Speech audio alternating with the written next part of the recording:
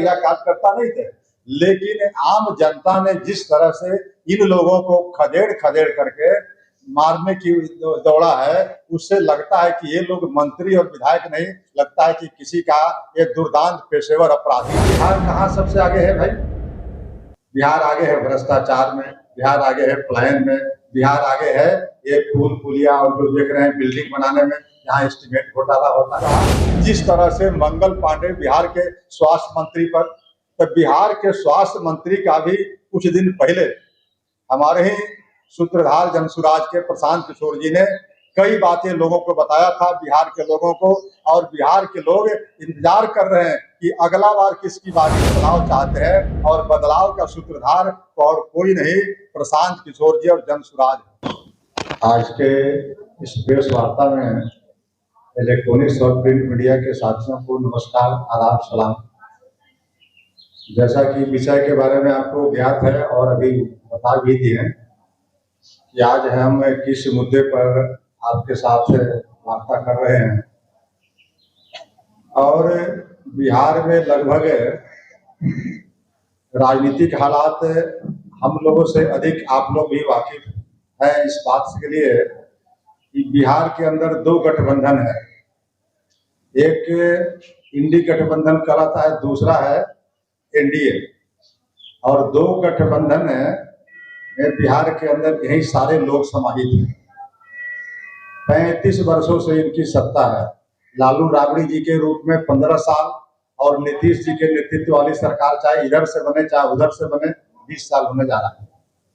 तो 35 वर्षों के शासन में आज बिहार जहां खड़ा है या जहां खड़ा होना चाहिए था वो नहीं है। एक विकास का दौर चल रहा है, ग्लोबलाइजेशन का दौर है, और उसमें आप देखेंगे कि कल ही मैंने अखबार में देखा कि देश में 47 शहरों की एक सूची प्रकाशित की गई, उसमें से पटना जो है उस 47 शहरों में सबसे गंदा शहर है। ये जान करके बड़ा आश्चर्य और हैरानी होती है कि एक तरफ एनडीए की, मतलब यहाँ डबल इंजन की सरकार है, बिहार में भी सरकार है, केंद्र में भी सरकार है, और तब इतने वर्षों तक लगातार शासन के बावजूद हम सबसे नीचे हैं। प्रति व्यक्ति की आय देखें तो सबसे नीचे है। नीति आयोग का अगर हम बात करें, मैं अपनी बात नहीं कर रहा, तो वहां देखेंगे ह्यूमन डेवलपमेंट इंडेक्स, मानव विकास सूचकांक, उसमें स्वास्थ्य और शिक्षा दोनों आता है। ये दोनों में भी हम सबसे नीचे हैं। आखिर बिहार कहाँ सबसे आगे है भाई? बिहार आगे है भ्रष्टाचार में, बिहार आगे है पलायन में, बिहार आगे है ये पुल पुलिया और जो देख रहे हैं बिल्डिंग बनाने में, जहाँ एस्टीमेट घोटाला होता है। इसी का परिणाम है। जिस तरह से 1857 में जो विद्रोह आपने देखा था, उसके दो कारण थे। एक कारण थे तत्कालिक कारण, और दूसरे कारण थे पहले से जमा होते होते होते जो कारण था वो कारण। तो यही स्थिति बिहार के अंदर अभी हो रही है। ये दो घटना का मैं जिक्र करना चाहूंगा, उससे आपकी बातें स्पष्ट हो जाएगी। एक घटना है नालंदा जिले की, वो हिलसा जो अनुमंडल है उसमें मलावा गांव है, वहां से टेम्पू पर 9 लोग तीर्थयात्री सवार होकर के गंगा स्नान से लौट रहे थे, और एक बहुत बड़ा हाईवा और ट्रक ने धक्का मारा है, और 9 लोगों की वहां स्पॉट पर मृत्यु हो गई। ये ठीक है, दुर्घटना होती है, लेकिन दुर्घटना के बाद जो लोगों में आक्रोश है, उसको कहीं न कहीं ये चीज बताता है कि लोग बदलाव चाहते हैं। अब वहां पर उस घटना के बाद वहां के जो स्थानीय जिला के मंत्री हैं श्रवण कुमार जी, लगातार कई वर्षों से मंत्री हैं, और वहां के स्थानीय विधायक हिलसा के, ये दोनों को जिस तरह से लोगों ने, ये कोई प्रायोजित नहीं थे, ये भीड़ ने, आम जनता ने, किसी पार्टी का झंडा बैनर या कार्यकर्ता नहीं थे, लेकिन आम जनता ने जिस तरह से इन लोगों को खदेड़ खदेड़ करके मारने की दौड़ा है, उससे लगता है कि ये लोग मंत्री और विधायक नहीं, लगता है कि किसी का ये दुर्दांत पेशेवर अपराधी हो। इस तरह से लोग टूट पड़े वहां के लोग। यह दर्शाता है कि कहीं न कहीं लोगों में आक्रोश है। दूसरी घटना का मैं जिक्र कर रहा हूं पटना की। आप जानते हैं कि विगत 15 अगस्त को जब एक तरफ राष्ट्र जो है स्वाधीनता संग्राम का जश्न मना रहा था, और वहीं पर गणेश साहू जी, अति पिछड़े वर्ग के व्यक्ति, गरीब व्यक्ति, निर्धन व्यक्ति, वो समस्तीपुर के रहने वाले 10-12 वर्षों से पटना में इंद्रपुरी में रोड नंबर 12 में किराए के मकान में रह रहे थे और एक स्कूल प्रबंधन ने उनके बच्चे और बच्चियों को बुलाया और बुलाने के बाद वो बच्ची और बच्चा लौट करके नहीं आया। 4 बजे के बाद वो महिला जाती है, स्कूल के कैंपस के बगल में एक गाड़ी में दोनों का लाश है और वहाँ एक संदिग्ध व्यक्ति है जो मास्क पहने हुए था। तो जब ये लोग रोने गाने लगा तो उसको मौका देख के फरार हो गया। और उसके बाद जब 8 दिन बीत गए, 8 दिनों के बाद भी कोई पुलिस अनुसंधान नहीं की, न स्कूल प्रबंधन को, और उल्टे कहे कि ये दम घुटने से, सफोकेशन से मृत्यु हो गई है। लेकिन बच्चा पर जो जख्म का निशान था वो आज भी कैमरा बता रहा है और फोटो आप लोग भी देखे होंगे। दूसरे तरफ बच्ची के गर्दन पर जो निशान था वो भी देख सकते हैं। यानी मुझे कहना था कि पुलिस अगर सजग होती तो कम से कम उस दिशा में अनुसंधान करती, तब जो पीड़िता है उसको विश्वास होता और साथ साथ जो पीड़िता के अगल बगल में जो मोहल्ले के वासी हैं, नागरिक हैं, उन लोगों को विश्वास होता। लेकिन कोई कार्रवाई नहीं हुई। तब कार्रवाई के बाद क्या इन लोगों ने किया? अब बिहार के लोगों के हाथ में एक बात रह गई है कि जनता के रोड जाम करें।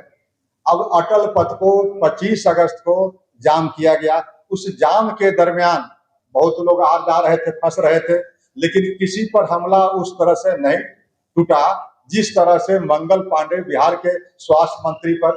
तो बिहार के स्वास्थ्य मंत्री का भी कुछ दिन पहले हमारे ही सूत्रधार जनसुराज के प्रशांत किशोर जी ने कई बातें लोगों को बताया था, बिहार के लोगों को, और बिहार के लोग इंतजार कर रहे हैं कि अगला बार किसकी बारी है, उसके बाद किसकी बारी है। यानी बिहार जो पूरा है आकंठ भ्रष्टाचार में डूबा हुआ है। इसीलिए लोग बिहार में बदलाव चाहते हैं और बदलाव का सूत्रधार और कोई नहीं, प्रशांत किशोर जी और जनसुराज।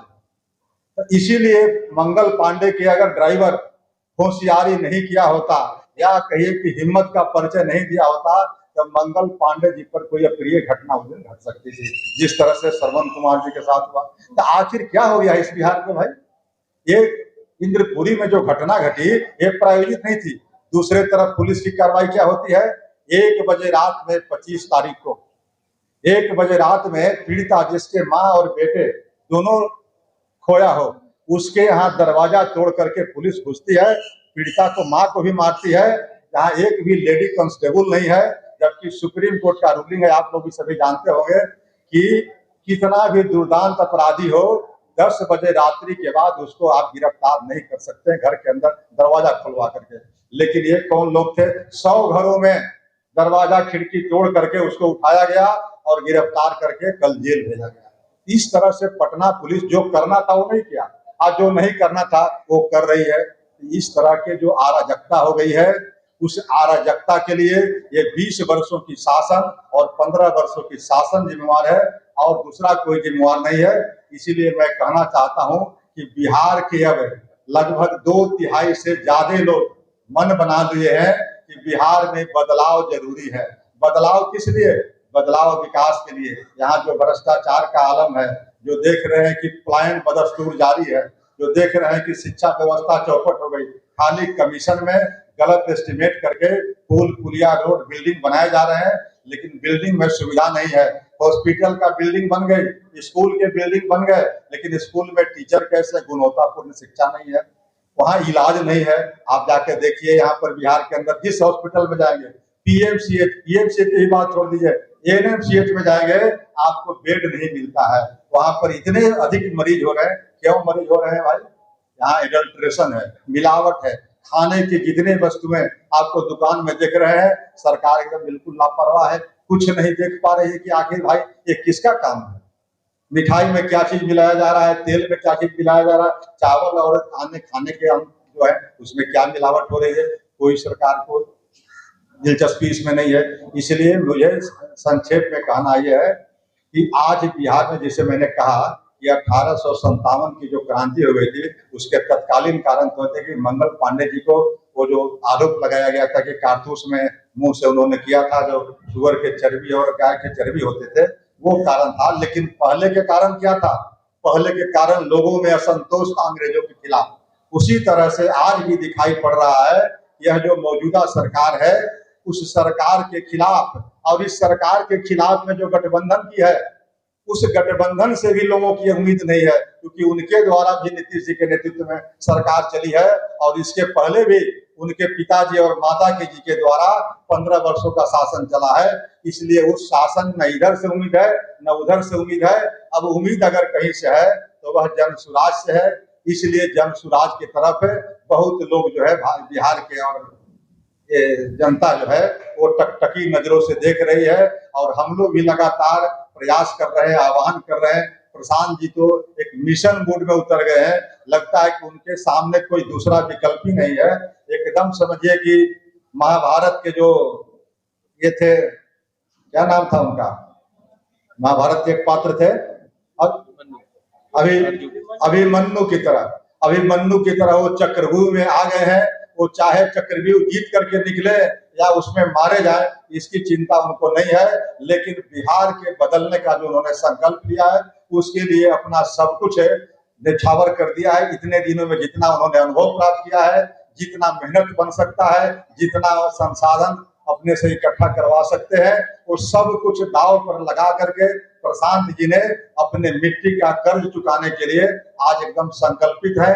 इस बिहार में पैदा लिए थे, आप किसी शाहपुर में पैदा लिए थे, इसी बिहार में उनके पिताजी डॉक्टर थे, इसलिए उन्होंने इस बिहार के मिट्टी का कर्ज को चुकाने के लिए सब कुछ तैयार ठोक दिया उन्होंने। अब आप लोगों से भी मैं अपेक्षा करता हूं कि जो बिहार बदलने का संकल्प है जन सुराज का, उसको आप लोग साकार कीजिए, ताकि बहुत जल्दी से जल्दी बिहार में वो माहौल बने कि जो बिहार के लोग नवंबर में, अक्टूबर में, ये छठ और दीपावली में अक्टूबर में आएंगे, उनको लौटना नहीं पड़े। अगर हम लोग की नवंबर में व्यवस्था बन गई तो वो बिहार में रह करके बिहार कैसे विकसित हो सकता है, इसको देखने का काम करेंगे।